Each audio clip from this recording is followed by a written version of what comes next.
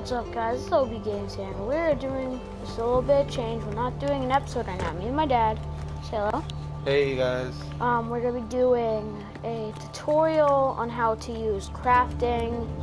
Some of the menus. I had a problem when I was playing the other day where I really didn't. I spent a long time looking for menus to try to figure out then what to do with them. So we're gonna try to at least talk you through so you can know. This is on the PlayStation version. If it doesn't say otherwise, I mean I don't know how the Xbox is doing its thing, but probably a similar button layout anyway. So he just hit the touchpad in the middle of the controller. Yep. It's a big rectangle, and it brings up the map. But that's if you do L1, it'll change through to the or R1 to skills, crafting, progress, collections. I never knew that was there. Co-op, different modes, and tactics, which you're probably, I would say, learning along the way. So the map, if you scroll around the map with the sticks. Or, if you want to, you can scroll around with the touchpad on PS4. I don't know about Xbox, but you can... Okay, that's new to me. Great. I just learned that too. You go to a location. Okay. Choose a location. So let's just go somewhere close. Any object on the screen, such as a question mark. Let's go to. Have been there. Yeah, we've been here. Animal. So you push square, and it will set a waypoint to your position.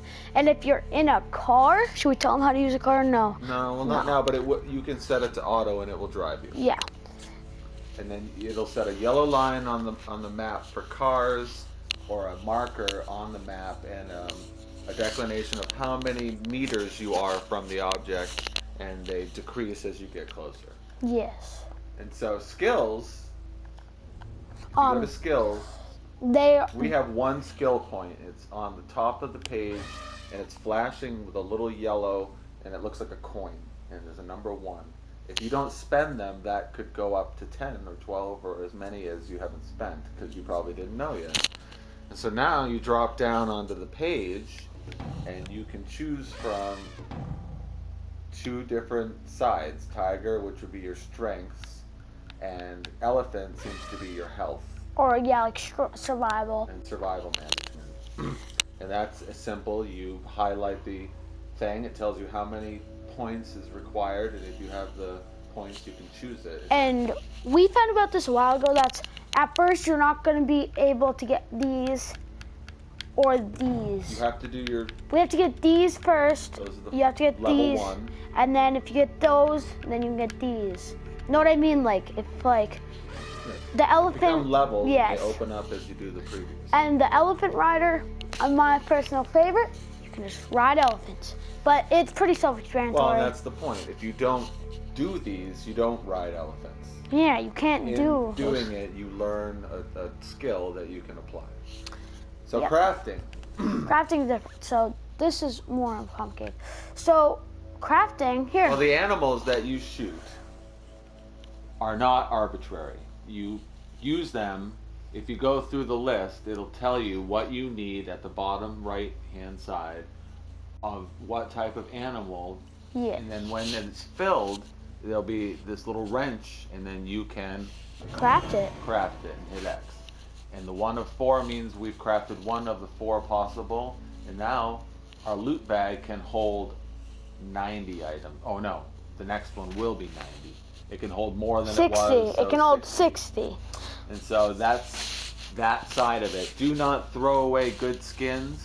Yes. If you use a bow and arrow or a knife, you can make better skins quickly. They're not damaged. Blowing them up will damage them. They're worth money, but less. And actually, when you damage skin, I recommend. Yeah, they don't work, and they don't even go as your skin anymore. Like they don't even go as that animal skin anymore. They disappear. They're pretty much usually a regular skin's like $1,500, and that turns into like $400. It's not worth it. Unless you're being attacked by a bear, usually don't use blowing up things. So the animals on the page aren't there just to build experience points. You need to Yeah. know where they are in order to do some of the later, bigger compounds, because you're going to be able to hold more ammo, hold more loot, hold more health, and things of that nature. Yeah. And so, remember, it's the touchpad in the middle of your controller. You can access it at any time, and Yep. you can. And this was a big discovery for me, and I don't know if people playing who are new even know or can remember. But that's where it's all done, and that stuff is not arbitrary. It's going to be something that comes in very handy later in the game. So let's go on to progress.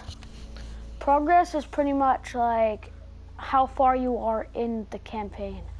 So far, we're pretty much close to beating the game in campaign.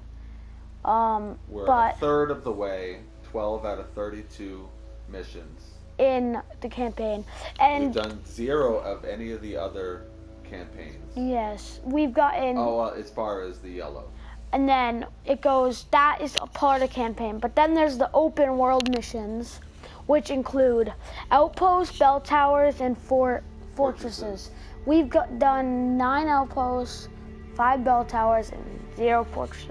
0 fortresses. So clearly we're on the learning side of it. We're discovering places, and different types of tasks open up as you complete different tasks. And we also now ourselves are going to be focusing more on the Yogi and the Longinus tasks, as well as Shangri-La, and we can update you on the progress of all that. Yes.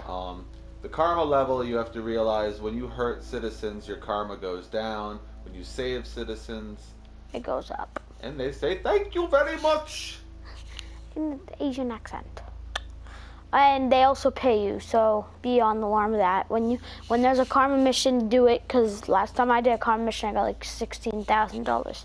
So you want bigger bags so you can hold more loot.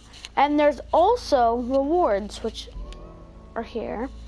And there are, this is just rewards as in collect map prices, like these are things like that. We're going to do a separate little thing on Guns for Hire as we have time, because that is a whole specific thing for your D-pad while you're playing, which is a very strange experience, to say the least. You can be joined cooperatively online, things like that. So that's another thing to get into. I just wanted people to be aware of crafting, which is very important, and how to apply your skill points. Nothing else right here is all that important to the general campaigns as those things are. Yeah. And each one can have a little more emphasis if people comment below and they want our opinion or experience on those things. I mean, co-op, if you get into co-op, obviously that's self-explanatory. You're going to have help. You can do online help. Yeah. And then tactics. So pretty much loot bag, like these are just our tactics. Okay, I'm sorry.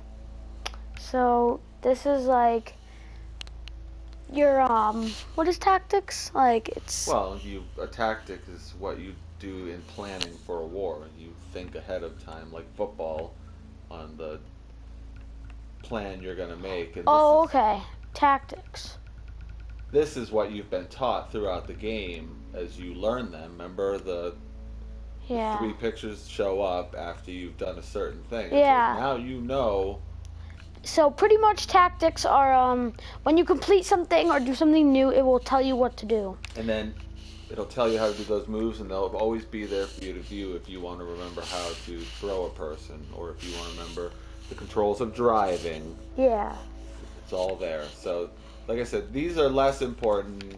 Some of them even explain themselves. We were more hoping to just share a little info about the crafting mainly, and even maneuvering on the maps. So go back out of this for a second, and then go... In a car? No.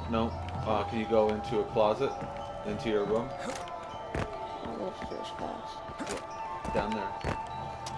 So we're going to end it here, but every place that you take over has a place like that with a red door, and it has a bed. And you can change the time. You can change it to day or night, and then that's the purpose of that.